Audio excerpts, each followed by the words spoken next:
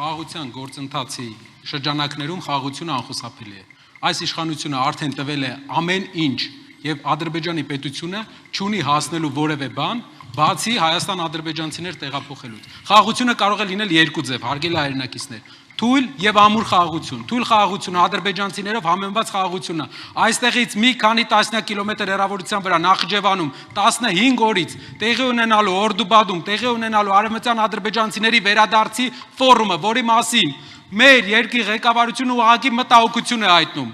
Մենք պետք է ունենանք ամուր խաղաղությունը, դա ադրբեջանցիների վերադարձի կանխարգելումով խաղաղությունն է, որպեսզի նրանք 10 օրից ավել մեր հայրենիքում չկարողանան լինել։ Դա բոլորիս է ձեռնտու, դա ձեր երեխաներին, մեր երեխաներին է ձեռնտու։ 300,000 ադրբեջանցիների վերադարձի այդ թեման բավականին քննարկվեց եւ քննարկվում է։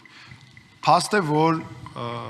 մեր երկրի անվտանգության առնչվող հարցը կխնդրեի ուղղակի մանրամասներով դուք բացատրեիք, դուք որտեղ եք տեսնում դրա վտանգները եւ լուծումները դրա։ Շնորհակալ եմ, պարոն Տաթոյան։ Ադրբեջանի նախագահ հայտարարել է, որ նրանք պետք է Հայաստան վերադառնան ոչ թե տանկերով, այլ ավտոմեքենաներով եւ դրա պատասխանատվությունը դրել է Ադրբեջանի պետության վրա։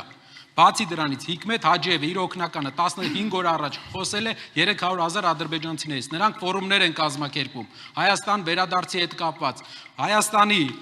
արտաքին հետախուզության ծառայության հաշվետվության մեջ գրված է, որ խաղաղության կառուցման վրա բացաբար ազդող ռիսկային գործոն Ադրբեջանի կողմից պետական մագարտակով առաջ տարվող արևմտյան ադրբեջանցիների վերադարձի ուղեկցող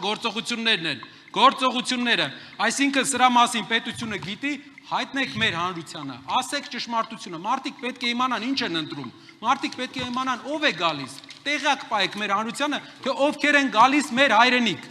եւ դա կօգնի ժողովրդին ճիշտ ընկալել 3 օր հետո ճիշտ ընտրություն անել։